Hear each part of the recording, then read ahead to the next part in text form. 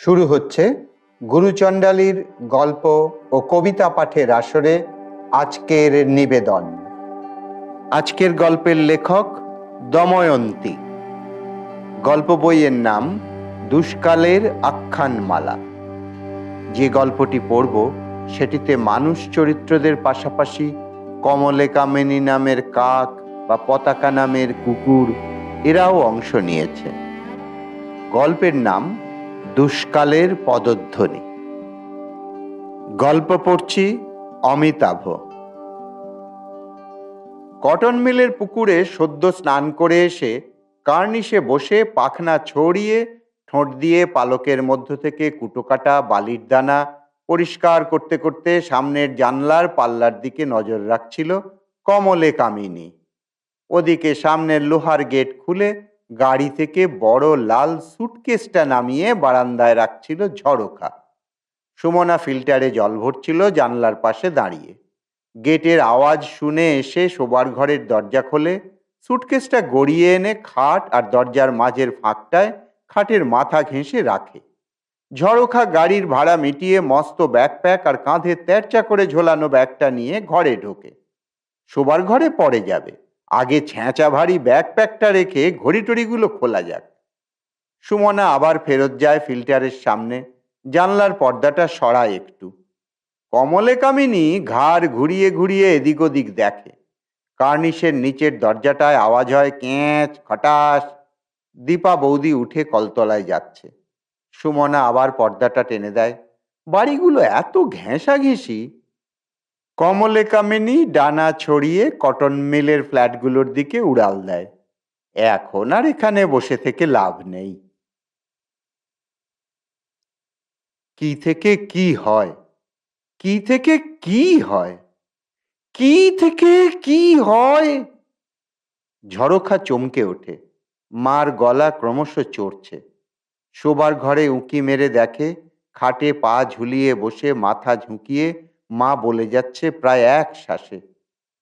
কি বলবে, কিছু বলবে কিনা ভাবতে ভাবতে ঘরে ঢুকে আলনার নিচের তাক থেকে বাড়িতে পরার চটিটা বের করতে যেতেই মা চমকে সোজা হয়ে জিজ্ঞেস করে, রুখু এলি? রুখু? হ্যাঁ, কি বলছো তুমি? ও মা, কি মজা, কি মজা, রুখু এসেছে, কি মজা। এবার প্রায় 10 মাস বাদে বাড়ি এলো। মায়ের চেহারাটা ভালো করে খেয়াল করে দেখে হাত গাল মুখ সব খুব ফোলা, চোখ দুটো প্রায় ঢেকে গেছে। একটু জোর দিয়েই আবার জিজ্ঞেস করে, কি বলছিলে? ওই যে কি থেকে কি হয় বলতো, কি থেকে কি হয়। রুখু আর কথা খুঁজে পায় না। গত ফেব্রুয়ারিতে বেশ স্বাভাবিকই দেখে গেছিল। বুকের মধ্যে হালকা চাপ চাপ লাগে। আস্তে আস্তে জামা কাপড় সাবান গামছা নিয়ে বাথরুমে ঢুকে যায়। পতাকা এসে গেটের সামনে খানিক বসে। গা মোড়ামুড়ি দিয়ে পাগুলো টান করে আড়মোড়া ভাঙে। তারপর উঠে আসে স্ল্যাবের ওপর, 2 পাক ঘুরে শুয়ে পড়ে। কমলে কামিনী উড়ে এসে সামনের ল্যাম্পপোস্টে বসে দুবার পাখনা ঝাড়ে। পতাকা বিরক্ত হয়ে নিচে থেকে ধমক দেয়, আবার বকছে দেখো, তুই ওকে ধরতে পারবি? দেখি সর, এখন গেটটা ছাড়। বলে গজগজ করতে করতে চঞ্চলাদি গেট খুলে ঢোকে। চঞ্চলাদি বারান্দা দিয়ে ঢোকে না, পাঁচিল আর বসার ঘরের মাঝের সরু ফাঁক দিয়ে ঘুরে গিয়ে কলতলার দিকের দরজা দিয়ে ঢোকে। রুখু বাথরুম থেকে বেরিয়ে চঞ্চলাদির সাথে একটু কথা বলে। অনেক দিনের পুরনো লোক। বাড়ির রান্নাবান্না থেকে ছাদ ঝাঁট দেওয়া, তুলসীতলা পরিষ্কার থেকে পুজোর আগে পর্দা কাচা, বিছানা বালিশ রোদ্দুরে দেওয়া, ঝাড়পোঁছ কাচাকাচি সবই একা হাতে করে। আসে সেই দিয়ারা থেকে। তারকেশ্বর লাইনের ট্রেনের গন্ডগোল থাকে প্রায়ই। তা সত্ত্বেও চঞ্চলাদি ছুটি খুব কম নেয়। কি করে যেন ঠিক পৌঁছে যায় রোজ। কাজে কর্মে যেমন চৌকস, তেমনি হাজির জবাব। মার ভাষায়, চঞ্চলা আমাদের চোপায় খোঁপায়। সুমু ইতিমধ্যে চা করে মাকে দিয়েছে, সঙ্গে 2টো থিন অ্যারারুট বিস্কুট। খাটের সামনে একটা প্লাস্টিকের টুল রেখে তাতেই খাবার চা সব দেওয়া হয়। ডাইনিং স্পেসের জানলার পর্দাটা টেনে সরিয়ে দেয় সুমু। একটা বোতল নিয়ে ফিল্টার থেকে জল ভরে। কমলিকামিনী এসে দীপা বৌদিদের কার্নিশে বসে আবার ঘাড় ঘুরিয়ে ঘুরিয়ে ঘরের ভিতরটা দেখার চেষ্টা করে। চা খাওয়া হলে সুমু পড়ে থাকা বিস্কুটের টুকরোগুলো কুড়িয়ে এনে ফিল্টারের পাশের জানলার বাইরে রেখে দেয়। কমলিকামিনী তুড়ুক করে নামে, মুখে করে নিয়ে নিয়ে কার্নিশে জমা করে। কোত্থেকে যেন দুটো বেপাড়ার শালিক এসে বিস্কুটে ভাগ বসানোর চেষ্টা করে ভীষণ কাঁই কাঁই করতে থাকে। কামিনী বিরক্ত হয়ে ঠোঁটে দুটো বড় টুকরো ধরে কোথায় যেন উড়ে চলে যায়। রুখু বলে, দেখ, ঠিক মোটার মতো। সুমু হাসে, হ্যাঁ, বোধহয় মোটার সরুর বংশেরই হবে। রুখুরা যখন স্কুলে পড়তো, মোটা আর সরু ওদের নারকেল গাছে থাকতো। সুমু বলে, মনে আছে তোর, মোটা কেমন ফুচকা নিয়ে আসতো সরুর জন্য? রুখু হেসে ওঠে, হ্যাঁ, সেগুলো দিব্যি খেয়ে নিত। কিন্তু সোনালি চুড়িটা দেখে সরু খুব রেগে গেছিল। বারবার ওর বাসা থেকে পা দিয়ে ঠেলে ফেলে দিচ্ছিল, আর মোটা আবার তুলে এনে রাখার চেষ্টা করছিল। শেষে লেজ ভাঙা ছোঁ মেরে তুলে নিয়ে গেল। দুই বোনে একসাথে জোরে হেসে ওঠে। পিছনের বাড়ির ভূতও এইবার উঠে মিউজিক সিস্টেমে কি একটা গান চালায় গাঁক গাঁক করে। রুখু শোনে খালি বম বম বম বম বম বম বম বম। কি অত্যাচার! ওদের ছোটবেলায় আকাশবাণী কলকাতা কয়ে সুগম সঙ্গীতের আসর হতো এই সময়। সুমু চানে ঢুকেছে, খেয়ে অফিস যাবে। চঞ্চলাদি তাড়াহুড়ো করে মাছ তরকারি পাশাপাশি দুটো গ্যাসে বসিয়ে হাত চালাতে চালাতে বলে, তুমি এসে পড়েছ, পিসিমণিকে একবার ভালো করে ডাক্তার দেখাও দেখি, কি ফোলাটা ফুলেছে। ঘাড় নেড়ে দোতলায় উঠে যায় রুখু। সুমু ওর বিছানা করে রেখেছে, একটু গড়িয়ে নিয়ে তারপর দিন শুরু করবে ক্ষণ। রাস্তায় পতাকা বাকি কুকুরদের সাথে মিশে খুব চেঁচামেচি করছে। মেথরপট্টি থেকে শুয়োর এসেছে হয়তো। শুয়োর দেখলে পতাকারা খুব রেগে যায়। চোখটা একটু লেগেই এসেছিল। ঘুম যখন ভাঙল তখন বেশ বেলা। সূর্য একেবারে জ্যাঠাদের বাড়ির ছাদের উপর দিয়ে এসে গেছে, মানে অন্তত 11টা তো হবেই। রুখু উঠে দরজা খুলে বাইরে ছাদে আসে। জ্যাঠাদের উঠোনে রুনি পিসির লাগানো আম গাছটার ডালপালা একটু ছেঁটেছে মনে হচ্ছে। রুনি পিসি আসে 3 কি 4 বছরে একবার। রুনি পিসির বিয়েটা দাদু যখন আসামে ঠিক করলো, তখন জ্যাঠা আর বাবার খুব আপত্তি ছিল অত দূরে দিতে। তাছাড়া পিসেদের অবস্থাও তেমন কিছু ভালো ছিল না। কিন্তু দাদু ওই সরকারি চাকরি আর ছেঁড়াটা ভালা বলে কারো কথা কানেই নেয়নি। আগে আগে তো এলেই মার সাথে গড়িয়াহাট যেত। এখন কত বছর আর। রুখু অন্যমনস্কভাবে তাকায়। কমলিকামিনী কোত্থেকে উড়ে এসে সামনের কোণার বাঁশের মাথায় বসে, ঘুরে ফিরে রুখুকে দেখে। রুখুর কেমন যেন অস্বস্তি হয়, ঘাড়ের পিছনে শিরশির করে। দরজা বন্ধ করে নিচে চলে আসে। মাকে স্নান করার জন্য উঠতে বলছে আয়া। এ একজন মাঝবয়সী। আগে বছর দুয়েক একটি অল্প বয়সী মেয়ে করত। মা কিছুতেই উঠতে চাইছে না। রুখুকে দেখে অবাক হয়ে বলে, আরে রুখু, কখন এলি? কবে এসেছিস? আমাকে তো কেউ বলেনি। রুখু হকচকিয়ে গিয়ে বলে, সে কি, সকালে এলাম যে, তুমিই তো বললে তখন। মা বলে, ও, কতদিন থাকবি? কিছু খেয়েছিস? কফি খেয়েছিস? জল খাবার? ওই দেখ, চঞ্চলা বোধহয় কিছু রেখে গেছে ফ্রিজে। ও তো রাখে করে এটা সেটা। হ্যাঁ, চঞ্চলাদি সব বানিয়ে টেবিলে রেখে গেছে। তুমি চান করবে না? এত ফুলেছ কি করে? মা প্রায় কেঁদে ফেলে বলে, না রে মা, না রে মা, পায়ে পড়ি, আমি চান করব না। নতুন আয়াটি বিব্রত মুখে বলে, মাসিমা রোজ এমন করেন। রুখু বলে, থাক আজকে, ঠান্ডাটাও বড্ড পড়েছে, এখানেই যতটা সম্ভব গা মুছিয়ে মাথা ধুইয়ে দাও। নাম কি গো তোমার? তৃপ্তি। তোমার কথা তো চঞ্চলা প্রায় বলে গো। ভালো আছো তো? ছর্দি তো কথা বেশি বলে না, তাই জানতুম না যে তুমি আসছো। জানে তা রুখু, বোনটা ওর ভারী শান্ত। 5 বছর আগে বাবা যাবার পর থেকে আরো কথা কম বলে সুমু। মার দেখাশোনা ওই করে। রুখু তো আজ 20 বছর বাইরে, আর গত কবছরে মার সাথে রুখুর সম্পর্ক একদমই আলগা হয়ে গেছে। এই যে 10 মাস বাড়ি আসেনি, রুখু একবারও ফোন করেনি, এমনকি বিজয়ার পরেও না। গত বছর অবধি মাই জন্মদিনে বিজয়ায় ফোন করত, সুমুই করে ধরে দিত। এই বছর আর মাও করেনি। রুখু আন্দাজ করেছে অবস্থা খুব সুবিধের নয়, কিন্তু তাও নিজে থেকে করেনি। বোনটাকে মেসেজ করেছে, জন্মদিনেও করেছে। বাবা যাওয়ার পরপর মার শরীর খারাপ হলেই সুমু দিদিকে জানাতো। কিন্তু সেই যে একবার মা চরম খারাপ ব্যবহার করলো, ভীষণ বৃষ্টির রাত্রে বলল, বেরিয়ে যা, যা বেরিয়ে যা আমার বাড়ি থেকে। ব্যাস, রুখুর ভেতর থেকে শিকড়টা পট করে ছিঁড়ে গেল। বাড়ি আসা খুব কমিয়ে দিল, আর সুমুর মেসেজের জবাবে কিছু জিজ্ঞেস করতো না বা পরামর্শও দিত না। সম্পূর্ণ অন্য বিষয়ে কিছু একটা লিখত। সুমু বুঝে গেল ও আর মার কথা কিছু বলতো না। এখন বছরে একবার কি দুবার আসে, আসার আগে সুমুকে জানায়। সুমু বিছানা পেতে মাছ এনে সব তৈরি রাখে। রুখু আসে, থাকে, চলে যায়। সুমু সারাদিন অফিস করে এসে রাতে আবার ভাত রান্না করে ডাল তরকারি মাছ গরম করে মাকে খেতে দেয়, রুখুকে দেয়, নিজে নেয়। রান্নাঘর ধোয়, বাড়তি খাবার তুলে মার মশারি টাঙিয়ে তবে নিজের ঘরে যায়।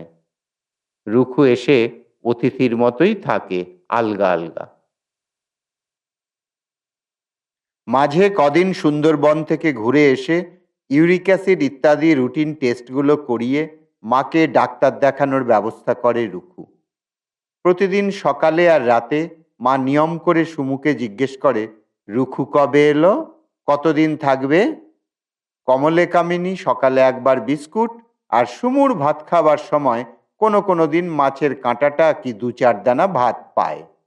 পতাকার জন্য রাতে মাছের ঝোল কাঁটা দিয়ে মাখা ভাত আর একটা রুটি থাকে, এসে খেয়ে যায়। কোনো কোনো দিন পতাকার পাত্তা পাওয়া যায় না, চাক্কু বা ফুলু এসে খেয়ে যায়। খেতে বসে রুখু জিজ্ঞেস করে এটা সেটা, সুমু উত্তর দেয়, বড় জেঠিমা ভালোই আছে, মেজ জেঠিমা এসেছিল একদিন মাকে আর বড় জেঠিকে দেখতে, ছোট মামা আর ফোন করে না, বড় মামা করে মাঝে মাঝে। এই সব 2-5 কথা। বড় মামার কথা তুলে রুখু একটু চুপ করে যায়। ওর ডিভোর্সের সময় সবচেয়ে রাগারাগি বড় মামাই করেছিল। মাইয়া লোকের এত তেজ কিসের, কয় পয়সা ঘরে আনস দেখা সাপের 5 পা দেখছস।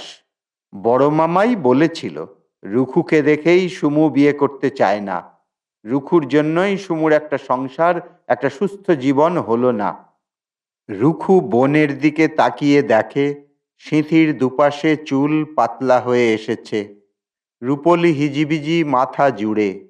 রুখুর মাথা যত্ন করে কপার ব্রাউন শেডে রং করানো, এমনি ছেড়ে দিলে চুনের হাঁড়িই হবে। বুকে আবার একটু চাপ চাপ লাগে। সুমু চুপচাপ খেয়ে যাচ্ছে। কথা পাল্টাতে রুখু ভোটার লিস্টের কথা তোলে। রুখুর নাম এখান থেকে কাটিয়ে দিয়েছিল মা বছর 10 আগেই। ডিভোর্সের সময় সেখান থেকেও নাম কাটা যায়। এরপর নতুন শহরেও আর নাম তুলিয়ে উঠতে পারেনি। ওর ভোটার আইডি নাকি অচল হয়ে গেছে।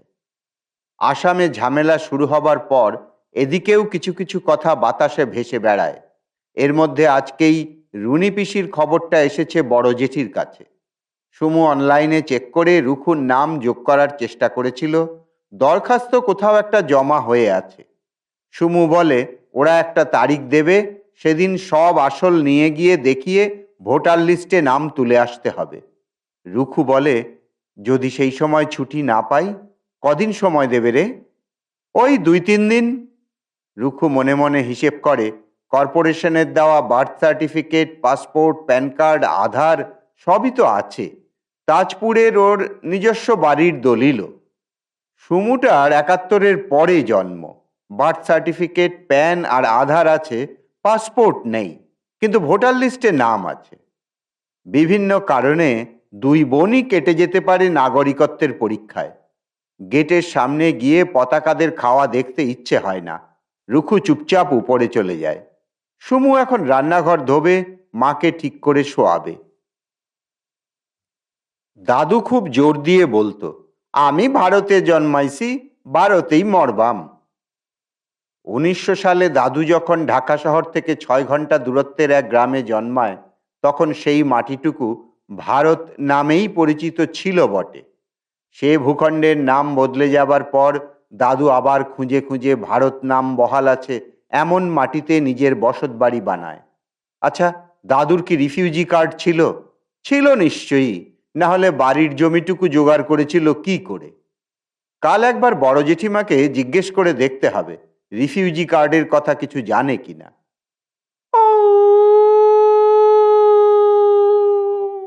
তীক্ষ্ণ করুণ স্বরে নিচ থেকে কুকুর কেঁদে ওঠার আওয়াজে চমকে বাইরে ছাদে বেরিয়ে আসে রুখু। গেটের বাইরে স্ল্যাবের উপরে বসে আকাশের দিকে মুখ তুলে ফুলু কাঁদছে। মোড়ের ল্যাম্পপোস্টের ফ্যাটফ্যাটে সাদা এলইডি লাইটে ফুলুকে দেখাচ্ছে তুষার শিয়ালের মতন।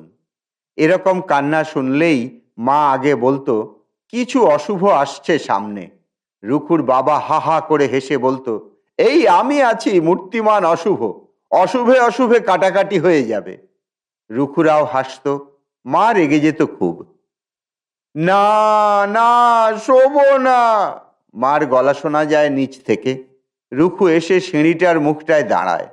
সুমু চাপা গলায় বলছে, ওঠো, খাটে পা তোলো, ওঠো ওঠো, হ্যাঁ এবার পাশ ফেরো, এই যে কম্বল।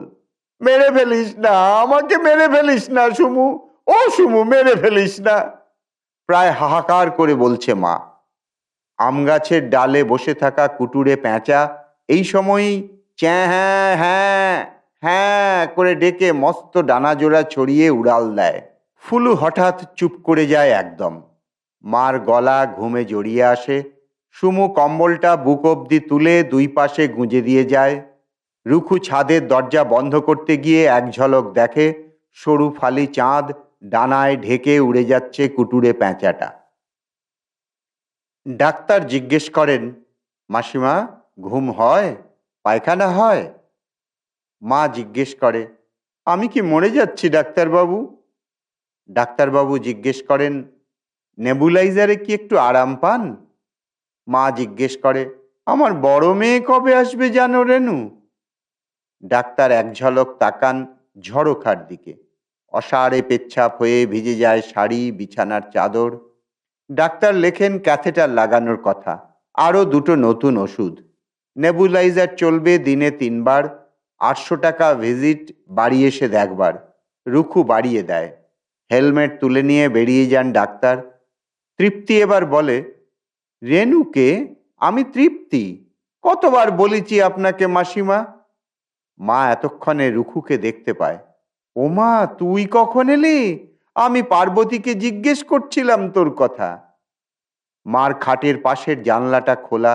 রুখু তাকাতেই দেখে আম গাছের একটা নিচু ডালে বসে কমলেকামিনী ঘাড় ঘুরিয়ে ঘুরিয়ে দেখছে। ওর সাথে চোখাচোখি হতেই ঘাড় কাত করে তাকিয়ে তীক্ষ্ণ ঠোঁট দুটো ফাঁক করে, কিন্তু কোনো আওয়াজ হয় না। রুখুর গাটা শিরশির করে ওঠে। চোখ সরিয়ে নিয়ে জানলার পাল্লাটা টেনে দেয়। কামিনী তখনও একদৃষ্টে তাকিয়ে। ব্যাগপত্তর গুছিয়ে তৃপ্তি বেরিয়ে যায়। ওর সময় হয়ে গেছে, শুয়ে পড়ো এবার। রুখুর কথায় মা বলে, খাবো তো, সুমু খেতে দেবে এখন। আরে এই সবে সন্ধে হলো, সুমু তো এখনো আসেইনি। এখনো 3-4 ঘন্টা বাকি আছে রাতের খাবারের। 3 ঘন্টা? তাহলে কি খাবো? খিদে লাগে না? কেমন অসহায় বাচ্চার মতো বলে মা। আচ্ছা, মিষ্টি খাও একটু। ক্ষীরের নাড়ু ভেঙে একটা কোনা হাতে গুঁজে দেয়। আর খাবে? ঘাড় নাড়ে মা। কোত্থেকে আনলি রে? বেশ খেতে। ঠোঁট চেটে স্বাদটুকু সাপটে নিতে চায়। রুখু একটু একটু করে পুরো নাড়ুটাই খাইয়ে দেয়। 20 ml মাপের বোতলে জল ভরে রেখে গেছে সুমু। 2 চুমুক খেয়ে ফিরিয়ে দিয়ে পাশ ফিরে শোয়। রুনি আসলে আমাকে ডেকে দিস তো, এখন ঘুমাই। রুনি পিসি কোত্থেকে আসবে? ওমা, জানিস না, রুনি এসে তো কলকাতা গেছে বাজার করতে। মনুর বউয়ের শাড়ি কিনবে, নাতনির জামা, বেড কভার। বলতে বলতে চোখ বন্ধ করে মা। রুখু ভাবে, মা কি তবে কাল শুনতে পেয়েছে কিছু কোনোভাবে? ফোনটা হাতে নিয়ে বসার ঘরে বসে ফেসবুক খবরের সাইট খোলে রুকু। আসামের ডিটেনশন ক্যাম্পে আটক মহিলাদের নিয়ে একটা প্রতিবেদন। পাহারাদার কর্তা ব্যক্তিদের ধর্ষণ তো সাধারণ ব্যাপার সেখানে। পড়তে পড়তে রুখুর হাত পা অবশ হয়ে আসে। পশ্চিমবঙ্গেও রাজারহাট আর বনগাঁয় ডিটেনশন সেন্টারের জন্য জমি নেওয়া হচ্ছে। আচ্ছা, রুকুকে ধরলে তো ভিন রাজ্য থেকে ধরে আনতে হবে, তাহলে সেখানকার জেলেই রাখবে? আর সুমুকে ধরলে মাকে কে দেখবে তখন? একজন ফেসবুকে লিখেছে, প্রথমেই চাকরিটা যাবে আর জমি বাড়ি সরকার বাজেয়াপ্ত করবে।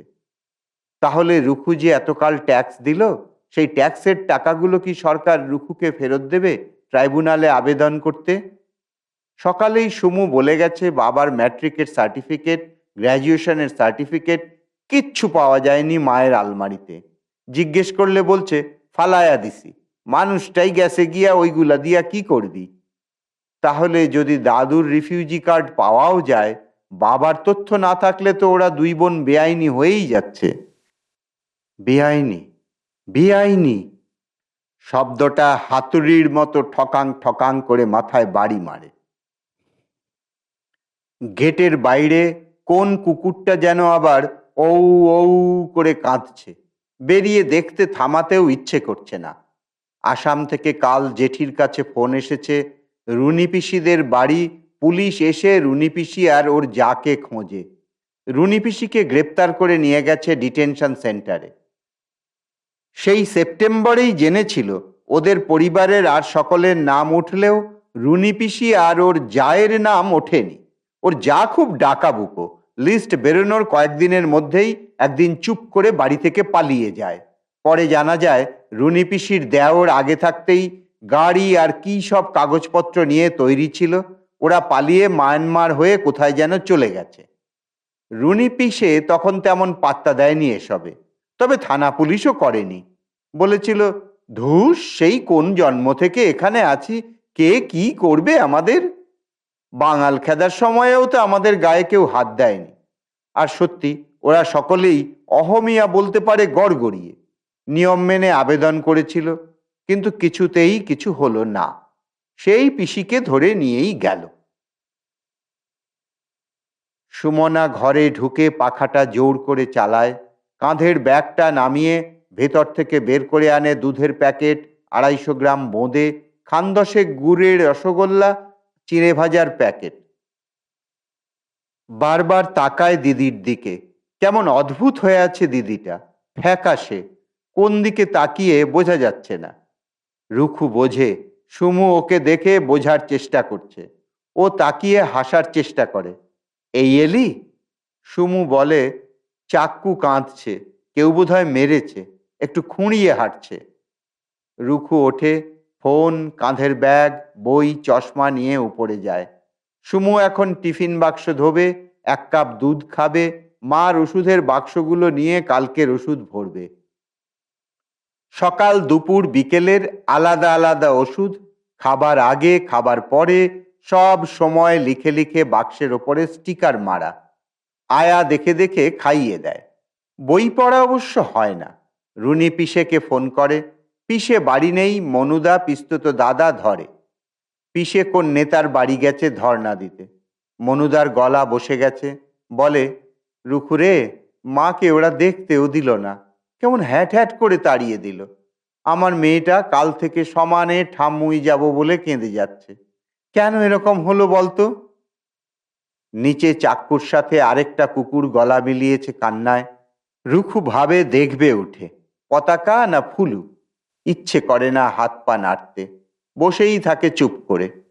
মনুদা কয়েকবার হ্যালো হ্যালো করে ছেড়ে দেয়। সকাল 8:15 ফ্লাইট রুখুর। 6:15 মধ্যে রিপোর্ট করতে হবে। রুবানের গাড়ি বলা আছে, পাড়ার ছেলে, ঠিক সময়ে এসে তুলে নিয়ে যায়, নিয়ে আসে। 4:30 অ্যালার্ম বাজলে রুখু উঠে মুখ ধোয়, কফি বানায়। মার ঘরে নাইট ল্যাম্প জ্বলছে। মা বসে আছে খাটের ধারে, পা ঝুলিয়ে, ঘাড় ঝুঁকিয়ে। শ্বাস টানছে, কষ্ট হচ্ছে নিঃশ্বাস নিতে। গাঢ় সবুজ আলোয় মনে হয় প্রাচীন এক বৃক্ষ যেন নুয়ে পড়েছে গভীর জঙ্গলের মধ্যে। যতটা সম্ভব আস্তে গ্যাস জ্বালায়, জল বসায় গরম করতে। এই এই এই এই এই পড়ে যাচ্ছে, পড়ে যাচ্ছে!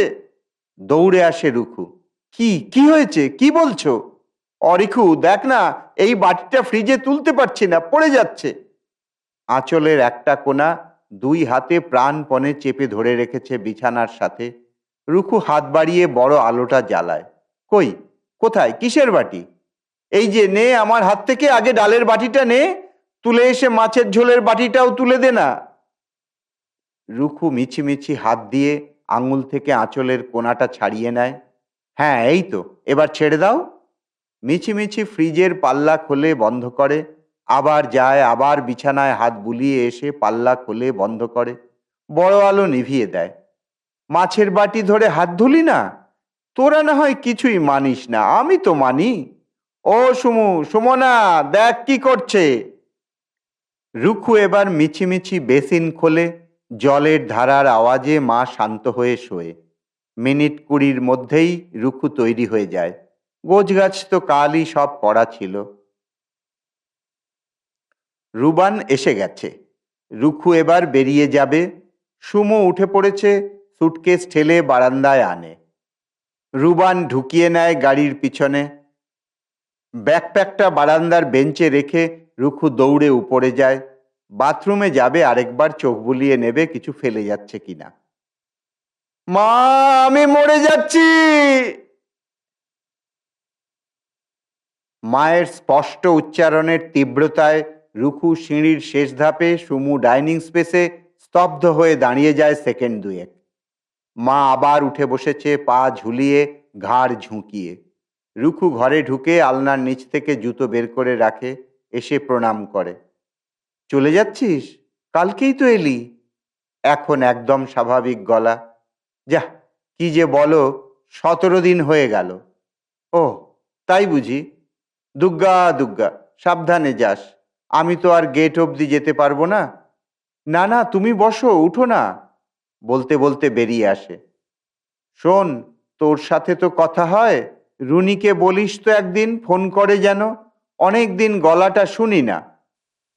রুনি পিসি? রুখু সুমু চোখাচোখি করে। ননদ ভাজে, আর হয়তো দেখা হবে না। রুখুর ঠোঁট নড়ে, বিড়বিড় করে। এত অন্যায় যারা করছে তাদের যেন খুব খারাপ হয়। সব কিছু, সমস্ত কিছু যেন নষ্ট হয়ে যায়, ধ্বংস হয়ে যায়। আজ এদিকে নিতাই কাকাদের কার্নিশে বসে আছে কমলে কামিনী। নতুন গজানো পালক আবছা ভোরের আলোয় গাঢ় নীলচে দেখায়। কমলে কামিনীর পুঁতি চোখ জলজল করে। শব্দগুলো নিজের কানেই হাতুড়ি মারে।